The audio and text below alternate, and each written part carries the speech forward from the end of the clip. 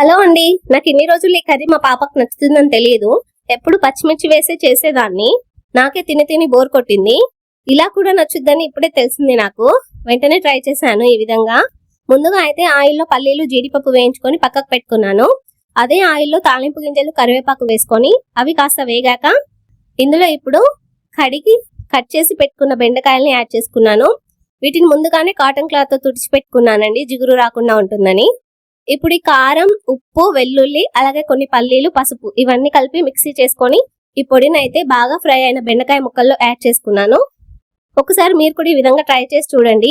Deep fry చేయకున్నా కూడా ఈ విధంగా చేస్తే బాగుంటుంది బెండకాయ ఫ్రై. మా పాపకైతే చాలా బాగా నచ్చిందండి.